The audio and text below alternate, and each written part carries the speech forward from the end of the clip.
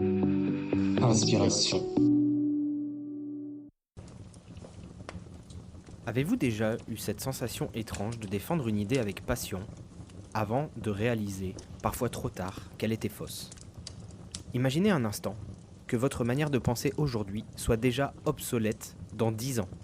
Que feriez-vous pour éviter cela? Récemment, j'ai eu une discussion avec un ami et on s'est demandé, et si le vrai danger dans la vie, ce n'était pas de ne pas en savoir assez, mais plutôt de ne pas remettre en question ce qu'on sait déjà. C'est ce qui m'a amené à lire Think Again d'Adam Grant. Je connaissais déjà l'auteur grâce à Originals et je le considère comme un rival intellectuel intéressant de Simon Sinek. Alors quand j'ai vu ce nouveau livre, je me suis dit, évidemment, il faut que je le lise. Mais pour être honnête, ce livre ne m'a pas immédiatement convaincu. Il a fallu attendre un déclic vers la fin pour que son message prenne vraiment sens. Je vais vous expliquer pourquoi, et surtout pourquoi il est essentiel pour chacun d'entre nous d'apprendre à repenser et à remettre en question nos certitudes.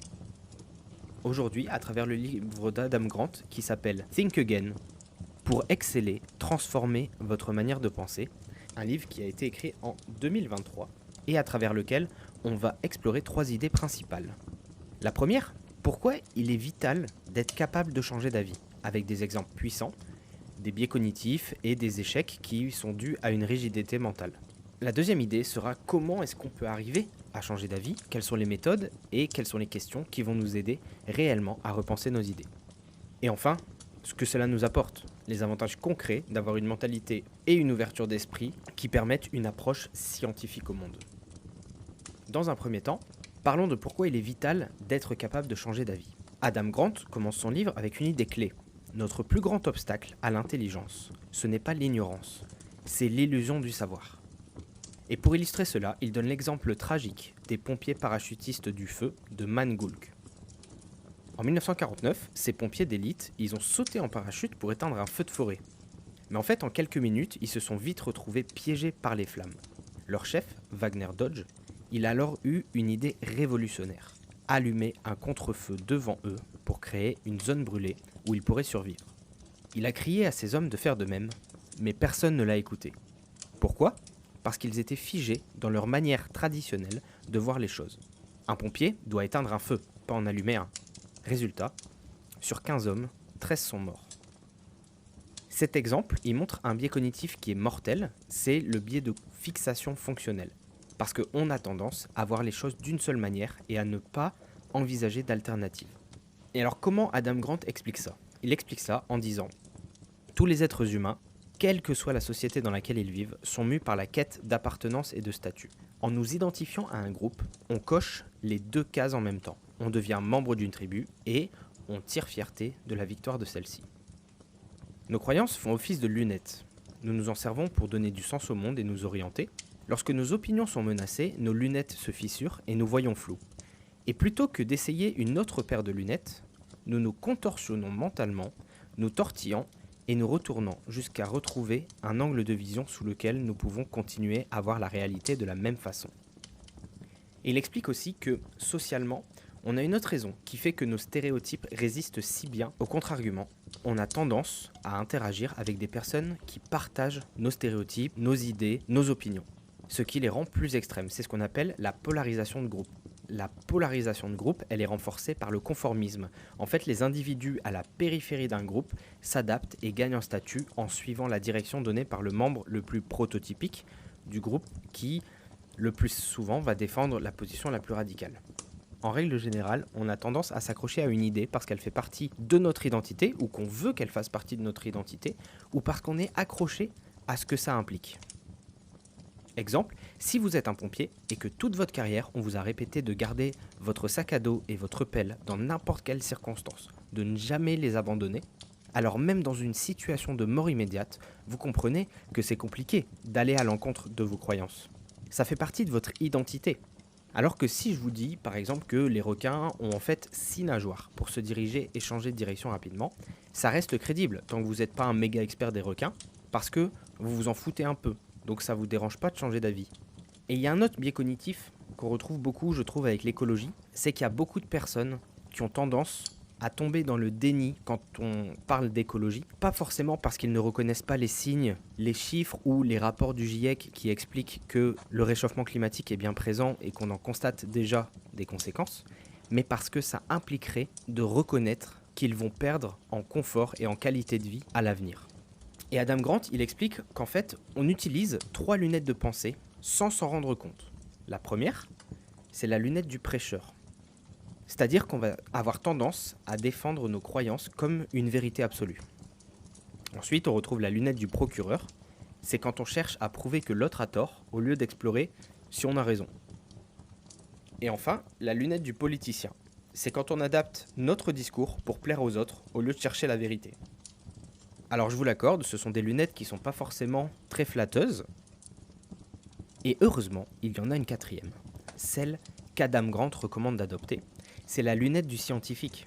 Celle qui nous pousse à poser des hypothèses, tester nos idées et accepter d'avoir tort pour apprendre. Adam Grant explique: penser en scientifique implique bien davantage que réagir avec un esprit ouvert. Cela signifie cultiver activement l'ouverture d'esprit. Cela exige de rechercher en quoi nous pourrions avoir tort et non en quoi nous devons avoir raison, pour réviser notre point de vue en fonction de ce que nous apprenons. Il explique qu'il y a 2 cycles dans lesquels on peut tomber. Le premier cycle, c'est le cycle de l'excès de confiance. Dans ce cycle-là, l'orgueil mène à la conviction. La conviction nourrit les biais de confirmation et de désirabilité. Ces biais-là provoquent une validation, qu'elle soit interne ou par son environnement, qui va nourrir derrière l'orgueil. Et donc on va retomber dans ce cycle-là: orgueil, conviction, biais de confirmation et de désirabilité, validation, et on recommence, orgueil, etc. À côté de ça, on a un deuxième cycle qui est le cycle du renouvellement de la pensée. Il démarre bien évidemment par l'humilité qui mène au doute, le doute qui doit mener à la curiosité, et la curiosité qui doit mener à la découverte. Et en découvrant des nouvelles choses, on gagne en humilité. L'humilité mène au doute, qui mène à la curiosité, qui mène à la découverte, qui mène à l'humilité. Et donc, comme on l'a vu, il y a beaucoup de pièges que nous tend notre cerveau, et Adam Grant l'explique ainsi. Depuis la nuit des temps, l'homme a dû prendre des décisions rapides pour survivre. Le cerveau est organisé de sorte à ce que, une fois qu'une vérité est assimilée, elle n'est plus discutée ou discutable. Et donc c'est à nous de savoir faire la part des choses et de réussir à contrer ce réflexe biologique pour s'ouvrir à la vérité et réussir à changer d'avis. Et donc dans la deuxième partie, on va se poser la question: comment fait-on pour changer d'avis ? Parce que d'accord, c'est bien beau de vouloir changer d'avis, mais comment est-ce qu'on fait concrètement ? Là, Adam Grant nous donne plusieurs stratégies, et certaines sont issues d'exemples très parlants. D'abord, l'histoire des fans des Yankees et des Red Sox. Si vous connaissez un peu le baseball, vous savez que ces équipes sont des rivales historiques. Imaginez demander à un fan des Yankees d'admettre que les Red Sox sont meilleurs, c'est une mission impossible. Vous voyez que c'est un exemple très américain, mais je vous laisse le transposer à votre équipe de foot favorite ou à votre tennisman préféré. Une expérience a montré que lorsqu'on posait aux supporters une question du type « Peux-tu imaginer une situation où tu aurais pu être un fan des Red Sox ?», ils devenaient bien plus ouverts à la discussion. L'idée ici, c'est que poser la bonne question, ça permet d'ouvrir une brèche dans notre rigidité mentale. Un autre exemple fascinant qu'Adam Grant reprend, c'est celui des anciens membres du Ku Klux Klan. Certaines personnes ont réussi à quitter le groupe, mais comment ont-elles fait ? Adam Grant parle d'une personne de couleur qui a réussi à convaincre plusieurs personnes de sortir du Ku Klux Klan. Et ce n'était pas en leur prouvant qu'ils avaient tort, ce n'était pas non plus en les humiliant, mais c'était en leur posant des questions ouvertes, en créant un dialogue et en leur faisant réaliser par eux-mêmes les incohérences de leurs croyances. Le secret, selon l'auteur, c'est de remplacer l'attaque frontale par la curiosité et privilégier le doute plutôt que la certitude. Il donne des exemples de questions puissantes qu'on pourrait poser pour apprendre à changer d'avis. Par exemple, qu'est-ce qui pourrait me prouver que j'ai tort ? Autre question, si quelqu'un d'intelligent n'était pas d'accord avec moi, que me dirait-il ? Et enfin, Quels sont les faits qui pourraient contredire mon opinion actuelle? Ces questions ne sont pas faciles, mais elles permettent de sortir du piège de nos propres biais. Et Adam Grant nous implore de ne pas sous-estimer le pouvoir de la conversation. Parce que on pourrait choisir de ne pas parler aux gens parce qu'ils ont certains stéréotypes ou qu'ils ont certains préjugés. Mais en fait, en faisant ça, on renonce à ouvrir leur esprit. Et c'est un problème qui est récurrent dans l'art de la persuasion, parce que ce qui ne nous influence pas peut renforcer nos convictions. Et en fait, réfuter un point de vue, ça produit, entre guillemets, des anticorps contre des futures tentatives d'influence. On devient donc plus sûr de nos opinions et on devient moins curieux de celles des autres. Et donc si demain, vous décidez d'avoir le courage de parler à des gens qui n'ont pas les mêmes croyances que vous, qui n'ont pas les mêmes opinions, et que vous souhaitez faire un effort pour les aider à ouvrir leur esprit, Adam Grant parle de la technique de l'entretien motivationnel. C'est un entretien qui s'appuie sur 3 techniques clés. La première, c'est de poser des questions ouvertes, comme les questions que je vous ai présentées tout à l'heure. Qu'est-ce qui pourrait me prouver que j'ai tort? Quels sont les faits qui pourraient contredire mon opinion actuelle? Ou si quelqu'un d'intelligent n'était pas d'accord avec moi, qu'est-ce qu'il dirait? Ensuite, il faut offrir une écoute réflexive. Aider la personne à réfléchir tout en l'écoutant et en reformulant les idées qu'il propose. Et enfin, affirmer le désir et la capacité de changement de l'interlocuteur, lui montrer qu'il est possible de changer et trouver sa motivation dans le changement.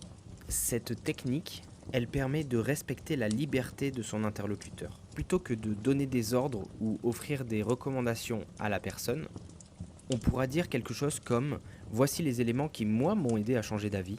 Est-ce que vous pensez que l'un d'eux pourrait vous convenir ?» Parce qu'en fait, en étant dans l'affront et en étant assertif dans les idées qu'on souhaite communiquer, on a tendance à braquer les personnes qui vont avoir le sentiment que quelqu'un d'autre contrôle leurs décisions et alors résister à la pression. Et Adam Grant, il explique que lorsque on tente de convaincre quelqu'un de reconsidérer sa position, on a tendance à beaucoup parler, à justifier, etc. Pourtant, le moyen le plus efficace, c'est souvent d'écouter. Poser des questions et écouter le discours de changement qui se produit devant nous via l'interlocuteur et demander pourquoi et comment ce changement pourrait intervenir, c'est la clé du véritable changement. Adam Grant nous offre une super citation qui est la suivante. Écouter, c'est offrir le cadeau le plus rare et le plus précieux, l'attention. Une fois que nous avons montré à autrui que nous nous soucions de lui et de ses objectifs, il est plus enclin à nous écouter. Lorsque nous parvenons à faire changer quelqu'un d'avis, nous ne devrions pas seulement nous demander si nous sommes fiers de ce que nous avons accompli, nous devrions aussi nous demander si nous sommes fiers de la façon dont nous y sommes parvenus.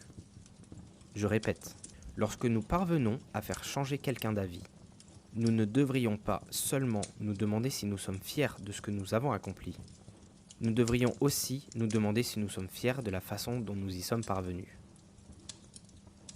On peut faire changer d'avis quelqu'un en le manipulant, ou on peut faire changer d'avis quelqu'un en lui permettant de se questionner et de réfléchir à travers l'écoute, à travers les questions et à travers une communication moins violente.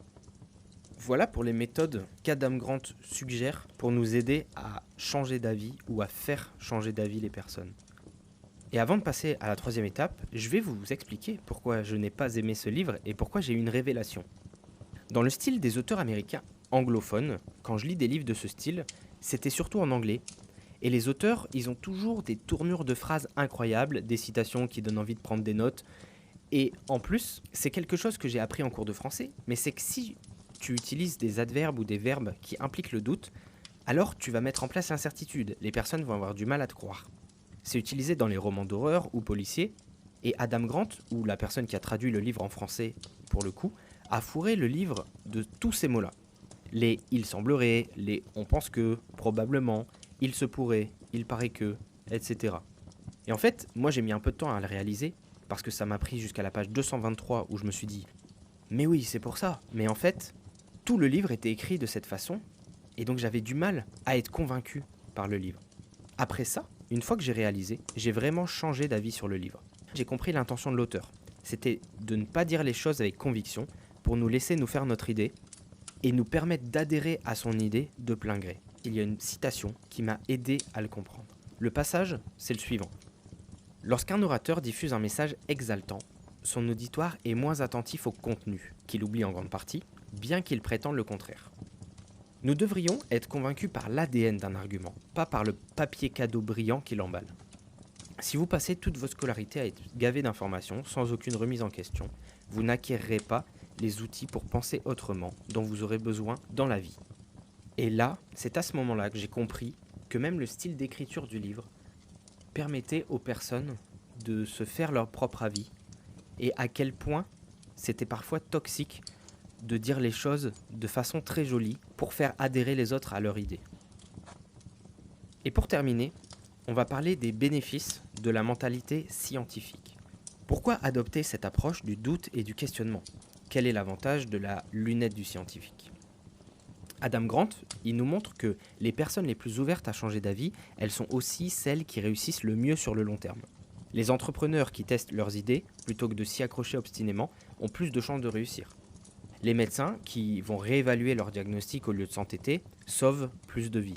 Les enseignants qui vont ajuster leur pédagogie plutôt que de s'accrocher à une seule méthode vont mieux aider leurs élèves à progresser.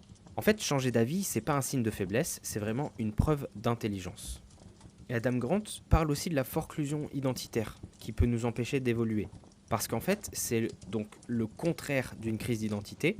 Ça veut dire qu'au lieu d'accepter l'incertitude, on va compenser en s'accrochant à des convictions et on va plonger la tête, la première par exemple, dans une croyance, dans nos opinions ou aussi dans une carrière. Et à la fin du livre, Adam Grant il aborde des questions existentielles, fondamentales pour la vie, telles que les passions, notamment le métier qu'on souhaite faire plus tard. Il explique que l'objectif, quand on cherche le métier ou l'occupation qu'on veut faire ou le sens à sa vie, l'objectif, ce n'est pas de se convaincre qu'un parcours spécifique est la solution, mais d'élargir le répertoire de ses identités potentielles. C'est ce qui permet de rester ouvert à la réflexion. Quand vous souhaitez vous engager pleinement dans une passion, ou dans un métier, ou dans une aventure, il y a 3 étapes à réaliser. La première, c'est d'identifier des modèles. Donc des individus que vous admirez dans ce domaine ou ailleurs, et vous les observez dans leur travail au quotidien. Vous allez, dans un deuxième temps, développer les hypothèses sur la façon dont leur parcours pourrait correspondre à vos centres d'intérêt, à vos compétences et à vos valeurs. Et enfin, troisième étape, vous allez tester différentes identités par le biais d'expériences pratiques. Les entretiens d'information, les stages d'observation, des projets types pour avoir un aperçu du travail. Et cette méthode va vous permettre de mettre le pied à l'étrier et de vous rendre compte si vous êtes sur la bonne voie ou non. Et dans toutes les questions existentielles qu'Adam Grant aborde, en plus de la passion, il y a aussi cette relation au bonheur et le fait que, de son point de vue, les passions ne sont pas innées, elles se créent. C'est-à-dire que c'est via l'apprentissage et via les montées en compétences qu'on va devenir plus à l'aise dans une activité ou une autre. Et c'est ce qui va nous permettre de profiter pleinement de cette passion. Il parle aussi de bonheur et de la quête du bonheur à travers nos passions. Et ça nous donne des citations qui sont vraiment inspirantes. Je vous lis un passage. Plus nous valorisons le bonheur, moins nous sommes heureux. Lorsque nous cherchons le bonheur, nous sommes trop occupés à évaluer la vie pour la vivre pleinement. Le bonheur dépend plus de la fréquence des émotions positives que de leur intensité. Il se pourrait qu'en pourchassant le bonheur, nous accordions trop d'importance au plaisir au détriment de l'objectif. Le sens est plus sain que le bonheur, et ceux qui cherchent du sens dans leur travail vivent mieux leur passion et sont moins susceptibles de quitter leur emploi que ceux qui recherchent la joie. La joie passe, tandis que le sens a tendance à durer. Il explique notamment que dans la quête du bonheur, on a souvent tendance à changer d'environnement, changer de ville, changer de groupe, mais en fait il explique qu'on retrouve assez rapidement son état de bonheur initial. Il utilise Hemingway qui a dit « Ce n'est pas parce que tu iras d'un endroit dans un autre que tu échapperas à toi-même ». Souvent, notre bien-être, il dépend plus de ce que nous faisons que de ce que nous sommes ou où est-ce que nous sommes. Ce sont nos actions, ce qu'on fait au jour le jour, et pas notre environnement, qui nous apporte du sens et un sentiment d'appartenance. Et donc, le conseil de carrière d'Adam Grant, c'est qu'au lieu de viser le poste où on serait le plus heureux, il vaut mieux trouver l'emploi où on va apprendre le plus et contribuer le plus. Les passions se développent toujours plus qu'elles ne se découvrent. En investissant notre temps dans l'apprentissage et la résolution de problèmes, on va pouvoir développer ces passions et acquérir des compétences nécessaires pour faire le travail et mener vraiment la vie qui nous intéresse. En fait, vous allez passer par 3 phases. La première, c'est la phase du « je ne suis pas important ».